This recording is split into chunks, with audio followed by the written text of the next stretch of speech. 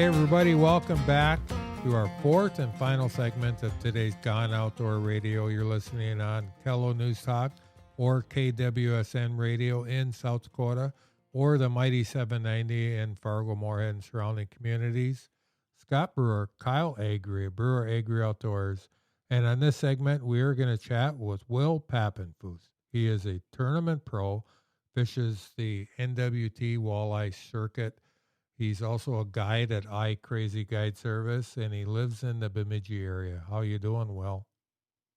Good. How about you guys? We are doing great. I mean, it's hunting season. It is fishing season. It's whatever you want to do outdoors, unless you're a forager. Foraging can get to be a little tough this time of year with all the leaves on the ground, but everything else is available to you. And I'm pretty sure you've been out doing some hunting. You've been out doing some fishing. But we're not here to talk open water fishing. We're here to talk ice fishing. Water temps are a little bit behind this year, but ice up is going to be sooner than we think, especially in your area. It seems like most of the reports I hear of people getting out early, it's in that northern Minnesota area. What are people going to find when they get out on that ice for the first time? Is the weed lines going to be the same? Is this extended fall we've had, is that going to change their weed lines or where they might need to go? Yeah, we're starting to see, a little bit deeper weed lines on most of the lakes. Most of the weed lines are going out to 16, 17, even 18 to 20 feet on most lakes around here now, especially with all the clear water we have now with all zebra mussels starting to get in some of the lakes. We're starting to see a lot clearer water, but, the weeds have been popping up a little bit better here and there. And, fish are having some more habitat to be able to hide in. And we're starting to see some nicer fish getting caught here the last couple of years. That's a good thing. And that's actually a really good tip. It's a tip I've never thought of. I guess in the back of my mind, I've always known it. But if the lake that you like to fish recently got zebra mussels, your weed line is going to change out there. Most likely it's going to change. And you need to make account for that. So when people get out on the ice for the first time, quite often they'll be out there by foot. What are they missing out if they don't get out there on foot? I mean, there's a lot of people that'll wait until they can drive their four wheeler out there, or they'll until they could drive their truck or whatever, because they want the ice to be safe, which we all want the ice to be safe. But what are people missing out on first ice? Everybody says first ice is always the best. Yeah, they're potentially missing out on their biggest fish of the winter. There's not as much commotion on the lakes with wheelhouses, trucks, snowmobiles, side by sides. Guys plowing roads all day long here and there. There's not as much pressure, and the fish are fairly fresh. They haven't been beat on in a little bit after, that mid-season in between boats getting put away to getting on early ice. So, if you can be one of the first ones out there, you're going to have a pretty heck of a bite if you can get on them. Will, we're talking early ice, and you, as a guide, you're the expert people look to.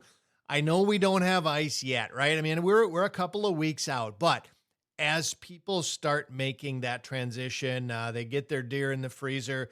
What are some of the first of mind type things with ice safety we need to be aware of before we start walking out onto that early ice once it's here? Yeah, the biggest thing is spud bar and ice picks too, just in case you do happen to go through, you can pick your way out. But the biggest thing I bring is a spud bar, number one, and I like to have a heavy one too, just to make sure, because I'm not the lightest guy out there. So if I have a heavy spud bar that I can really drive through and it's not going to go through the ice, then I know I'm pretty safe.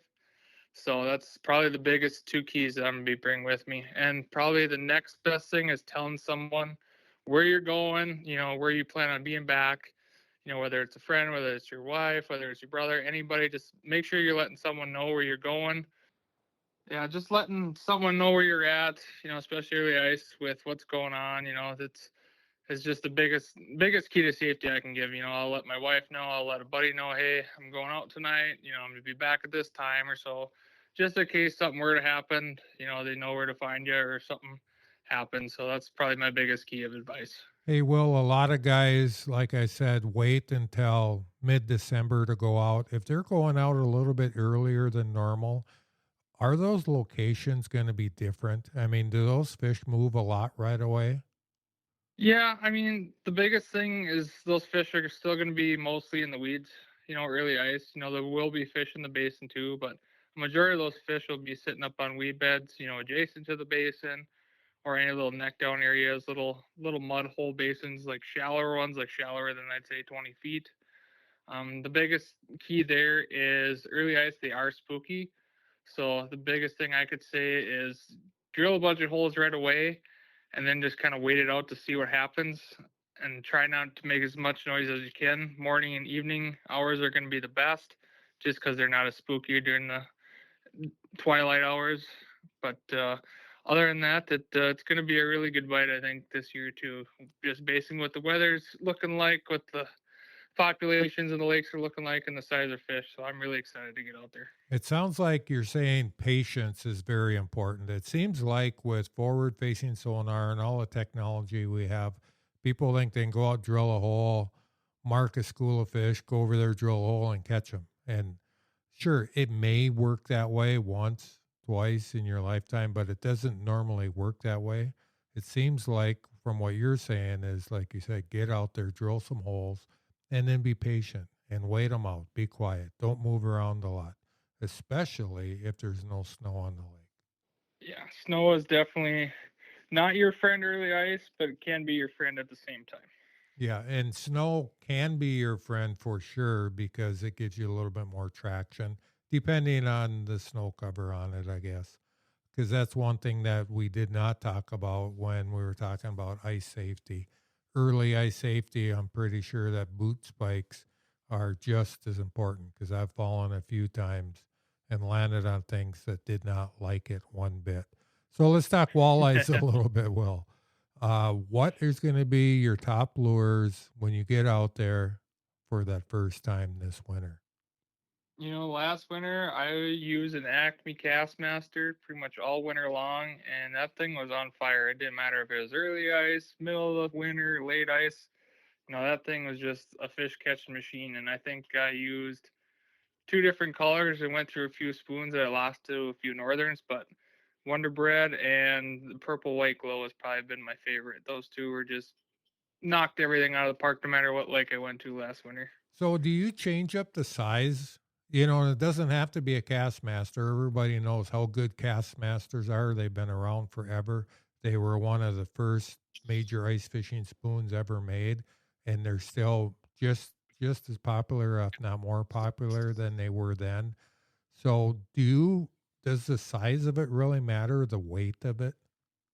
Not too much. I pretty much rocked an 1/8 ounce the whole winter. If you have a cold front come through, something like that messes with your bite a little bit, maybe downsize a little bit. But it just seemed the 1/8 ounce just worked no matter if I was shallow, if I was deep, it just knocked it out of the park. So if you're fishing a little deeper, like 20, 30 feet, you're gonna want to have an 1/8 ounce no matter what. But up shallow, maybe switched up a little bit if they're not going on it. But most of the time, the 1/8 ounce is just fine. All right. Well, I'd like to sit here and talk with you all day about this, but we got to get going. We really appreciate you coming on Gone Outdoors, and we hope you have a safe ice season this winter. Yeah, you guys as well. Special thanks to our Gone Outdoors show sponsors, Ray Sport Marine, Adventure RV, Lakeland General Store, Devil's Lake Tourism, Linex of Fargo, Onyx Fish Midwest, Ion Alpha. It's called the Alpha for a reason, and Glacial Lake Snow Bear. Fish and comfort this winter. Thank you for tuning in to today's Gone Outdoors. Follow along when you're on the water or in the field with Gone Outdoor Podcast. KFGO.com, KWSN.com, KELO.com, Apple Podcast, or on Spotify. Visit us at BrewerAgriOutdoors.com anytime and follow us on social media. Until next week, from Scotty and Kyle, we'll be Gone Outdoors. Looking for somewhere to get all your fishing information in one place? Onyx Fish Midwest has something for you. Search for new fishing areas with filtering features such as species, abundance, trophy potential, lake survey info, regulations, and area insights are just a click away. Getting to your target lake has never been easier with access points and public land ownership clearly marked on OnX Fish. Mark and customize waypoints and weather for your exact location. Use code BA Outdoors to get 20% off OnX Fish Midwest at onxmaps.com.